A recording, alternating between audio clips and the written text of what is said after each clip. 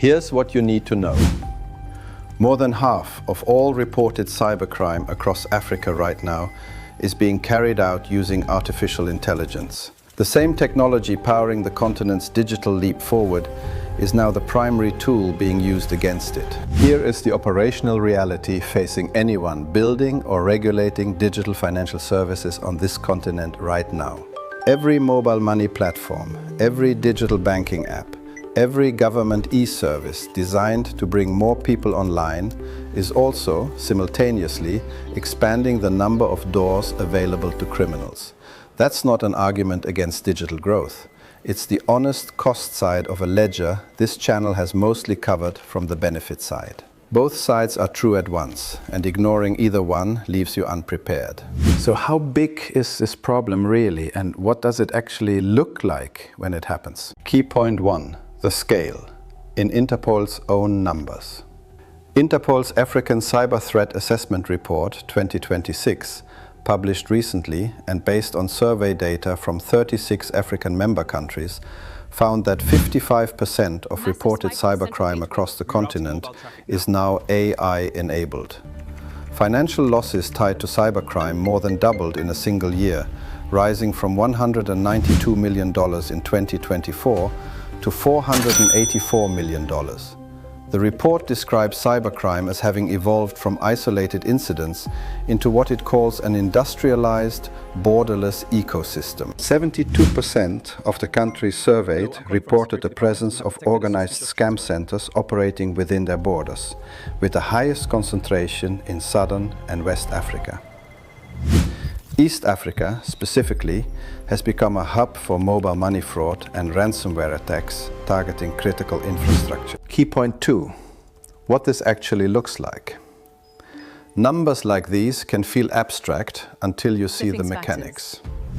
Under one of Interpol's coordinated operations, investigators in Kenya arrested individuals running online investment fraud schemes that worked like this.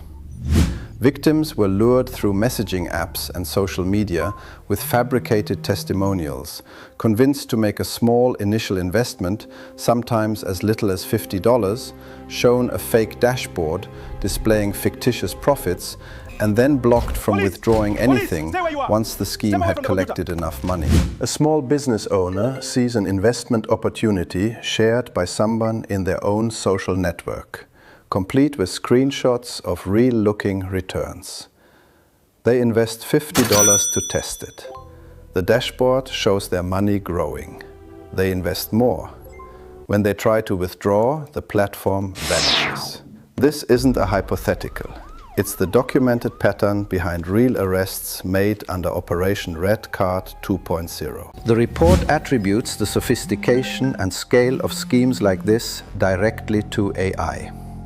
Automated social engineering, AI-generated deepfakes and synthetic identities, and credential theft operating at a speed and volume no human-run scam network could previously match. Key point 3, the fight back is real, and it's working, partially. This isn't a story with no counter-effort. In 2025, Interpol coordinated 4 major operations across the continent.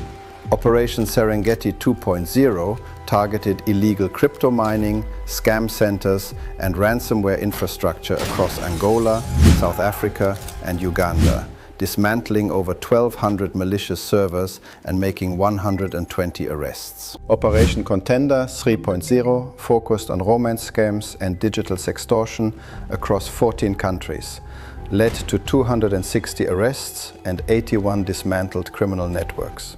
Operation Sentinel spanned 19 nations. Operation Red Card 2.0 across 16 countries led to 651 arrests and identified over 1,200 victims.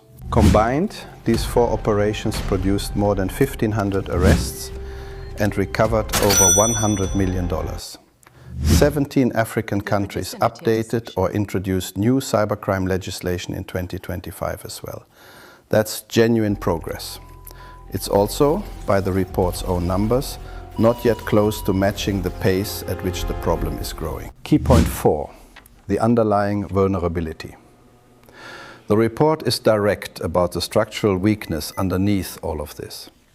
Cybercrime legislation remains fragmented across the continent, meaning criminal networks can operate across borders faster than legal systems can coordinate a response.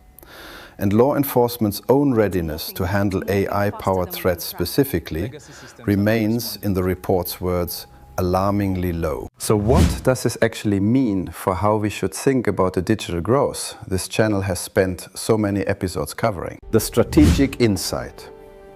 Here is the reframe I want every regulator, financial institution and business leader watching this to sit with.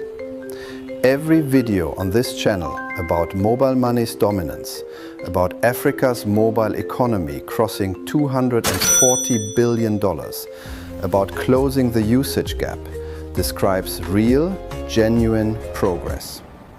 This report is the honest other half of that same story. The exact growth in mobile subscribers, digital financial services, and AI adoption that creates economic opportunity is also, simultaneously, expanding the attack surface criminals now have industrialized tools to exploit. This isn't a reason to slow digital growth. It's a reason to stop treating cybersecurity capacity as an optional add-on to digital transformation strategy and start treating it as a core funded pillar of it at the same pace as the growth itself. So here is what actually needs to happen next. The practical takeaways. 1. Regulators should prioritize harmonizing cybercrime legislation across borders. 17 countries updating laws individually in 2025 is progress, but fragmented national laws remain the biggest structural gap the report identifies. 2. Financial institutions and mobile money operators should treat AI literacy investment for their own fraud detection teams as urgent, matching Interpol's own explicit recommendation. 3. Track whether AI readiness training actually reaches law enforcement agencies at meaningful scale over the next year. The report flags this as alarmingly low today. That's the number to watch move, or not move. 4. Businesses and everyday users should treat sophisticated AI-generated scams as the new baseline threat level, not an edge case. The $50 entry investment scam pattern documented in this report is specifically designed to feel low risk and trustworthy. 5. Watch for the results of future coordinated operations and legislative updates as the real accountability signal. The same discipline this channel applies to tracking AFCFTA and the Abuja Declaration. Conclusion. Africa's digital economy is growing faster than almost anywhere else in the world. And that growth now has a real, quantified cost attached to it. 55% of reported cybercrime being AI-enabled isn't a reason to distrust the digital transformation story. It's a reason to make sure security capacity grows exactly as fast as everything else this channel has been covering. Thank you for watching. Don't forget to subscribe and turn on the notification. I will see you in the next video, which is showing on your screen now.